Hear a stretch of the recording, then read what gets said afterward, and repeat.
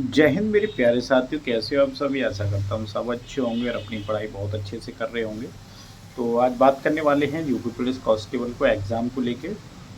बहुत सारे बच्चों को पता होगा आपका एग्ज़ाम बहुत जल्द होने वाला है। बहुत सारे बच्चे अब भी डाउट में हैं कि एग्ज़ाम डेट अभी क्लियर नहीं है, तो होगा या नहीं होगा एग्ज़ाम। तो मैं आप लोगों को बता दूँ, आपका एग्ज़ाम जुलाई के लास्ट वीक में 110% आप लोगों को देखने को मिलेगा। ठीक है, बात करने वाले हैं तैयारी से रिलेटेड। अभी क्या करना चाहिए हमें, तैयारी से रिलेटेड क्या नहीं करना चाहिए, किस सब्जेक्ट पे ज़्यादा फोकस करें जिससे हमारा अच्छे से अच्छा स्कोर हो सके, यानी हमें फाइनल मेरिट देखने की ज़रूरत ना पड़े, फाइनल मेरिट में हम क्वालिफाई हो जाएं। ठीक है, आपको भी पता है फरवरी में पेपर हुआ था तो पेपर का लेवल कैसा था, और अभी 6 मंथ हो चुके हैं समथिंग, और इस बार लेवल आपका अच्छा लेवल का आने वाला है।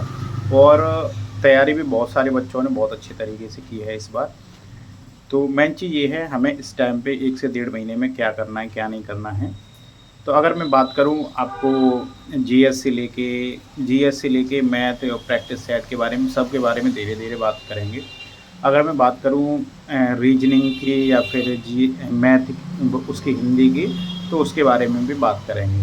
सबसे पहले मेन टॉपिक आता है हमारा जीएस की, क्योंकि जीएस इतना इम्पोर्टेंट हो जाता है हर कम्पिटिटिव एग्ज़ाम में कि अगर आप जीएस अच्छा खासा कर देते हो और आप पहले से मैथ में और रीजनिंग में अच्छे खासे हो, तो आपका सिलेक्शन 110% हो जाएगा। लेकिन जब तक आप जीएस में आधे आधे स्कोर नहीं कर पाते तो आपका सिलेक्शन नहीं हो पाएगा। ठीक है, मेन सब्जेक्ट आपका जीएस हो जाता है।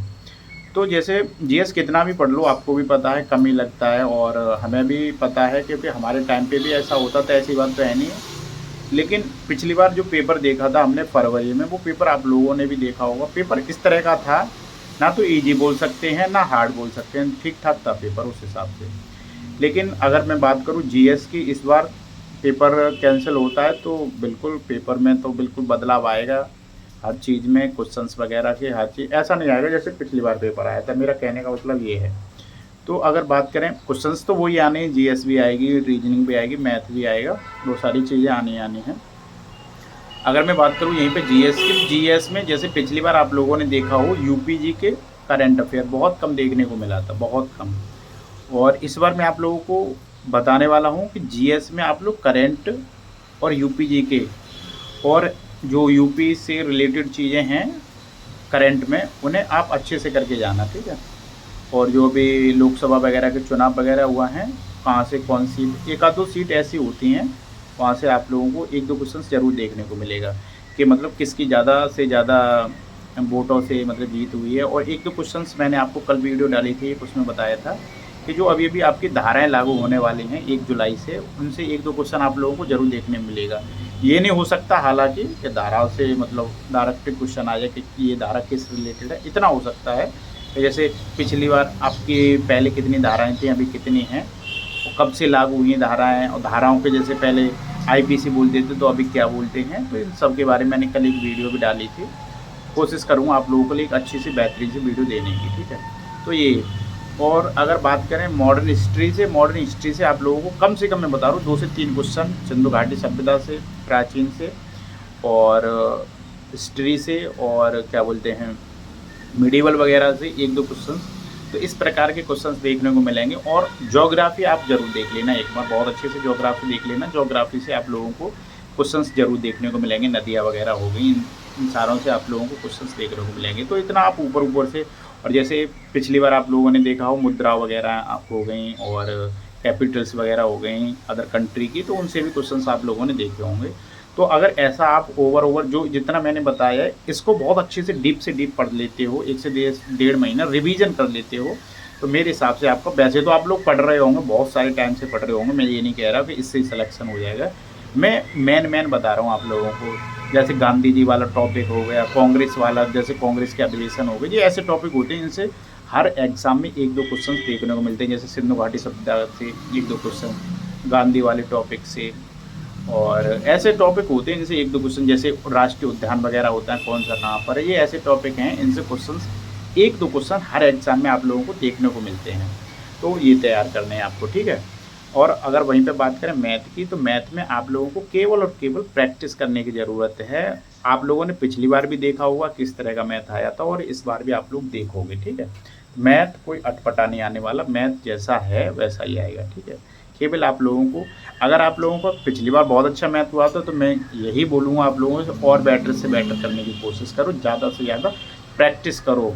प्रैक्टिस से ये होता है, जैसे आप लोगों को पिछली बार शायद 10-5 मिनट कम रह गई हो टाइम में, अगर बहुत अच्छे वाले पढ़ने वाले बच्चे हो आप तो और बेटर से बेटर करने की कोशिश करो, जिससे आप बहुत अच्छे से अच्छा स्कोर कर पाओ, ठीक है।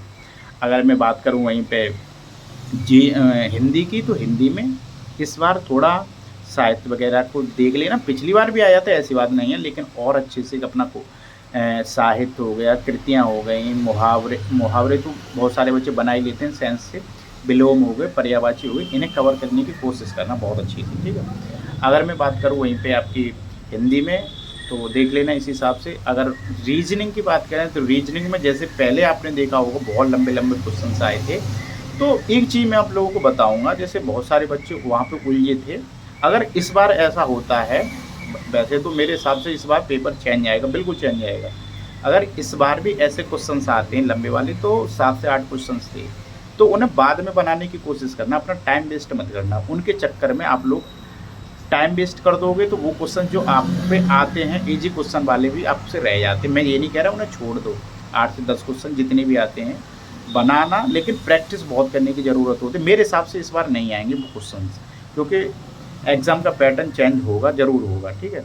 मतलब क्वेश्चंस वगैरह चेंज होंगे, तो कोशिश करना रीजनिंग में ज़्यादा से, केवल रीजनिंग में आप लोगों को प्रैक्टिस करने की ज़रूरत है, कुछ नया पढ़ने की ज़रूरत है। आपको भी पता है रीजनिंग में जितना हम अपने दिमाग से सोच सकते हैं उससे बढ़ के कुछ नहीं होता, ठीक है। और अगर वहीं पे बात करें प्रैक्टिस से कितना ज़रूरी हो जाता है, कितना ज़रूरी नहीं हो जाता, तो आपको पता होगा। आप चाहे ऑफलाइन करें प्रैक्टिस सेट, चाहे ऑनलाइन करें, किसी भी पब्लिकेशन का करें, मैं ये नहीं कह रहा उसका करो इसका करो। देखो आप इतने सक्षम हो चुके होंगे इस टाइम पे, आपको पता होगा कि ये लेवल कैसा है, ये लेवल कैसा है, ठीक है। बहुत सारे बच्चे ऐसे होते हैं, देखते हैं दूसरे का, कॉपी करते हैं कि इसे मैं भी करूं, मैं भी करूं। इसमें कॉपी करने की ज़रूरत नहीं होती किसी को भी, लेकिन अपना लेवल देखो, आप कंपटीशन करके देखो। जैसे आपको पता होगा रोजगार विद अंकित सर के मॉक वगैरह लगाते, वहाँ पे आप अपना रैंक देखो, रैंक जानने की कोशिश करो, कितनी रैंक आ रही है हमारी, कितना कहाँ पे हमसे गलती हो रही है, जिससे। अच्छा एक चीज़ बताओ, प्रैक्टिस सेट हम क्यों लगाते हैं? प्रैक्टिस सेट इसीलिए तो लगाते हैं हम कि हमें अपना अंदाज़ा हो सके कि मतलब हम कहाँ पर हैं, कहाँ पर नहीं हैं। और अगर तुम ऑफलाइन किसी भी, जैसे घटना चक्र का हो गया और आपका और भी